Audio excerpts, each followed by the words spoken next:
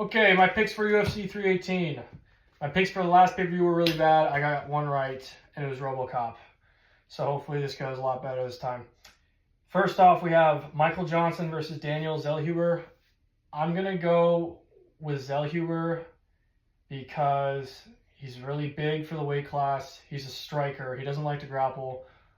Although, at the same time, Michael Johnson's on a 2-fight win streak, which is kind of surprising because he's not in his prime. And he's a striker too, and he's got power, so he could knock him out. I don't know. I'm just going to go with Zellhuber on this one, though. Next is Dan Ige versus Patricio Pitbull. I don't know too much about Patricio Pitbull because he's from Bellator, and I haven't really watched too much of Bellator.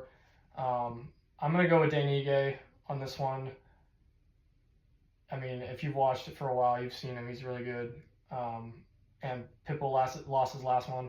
I can't remember who Dan Ige fought last, but I'm going to go with Dan Ige on that one. Next is Kevin Holland versus D-Rod. D-Rod's on a 2-fight win streak, and Kevin Holland just kind of keeps winning, losing, winning, losing, winning, losing. But I'm going to go with Holland because I think he's a better striker. However, if it goes to the ground, we all know that Kevin Holland isn't the best at grappling, although he's been trying to get better at that. I'm going to go with Kevin Holland, though. Hopefully he can win. I'm actually a fan of both of these guys. I like D-Rod a lot. I like Kevin Holland. But I got to pick one. I'm going to go with Holland on that one. Next is Paulo Costa versus Kopylov. So I'm going to go with Kopylov because we've seen he's a really talented striker. Paulo could take him down and win that way. That's not really his style, though, right?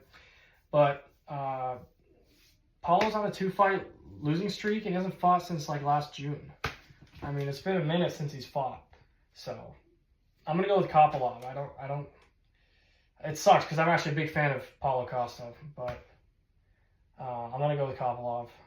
Next, the main event: Dustin versus Max. I'm gonna go with Dustin again. I just think that he's got more power. Max is big, and he's gotten a little bigger.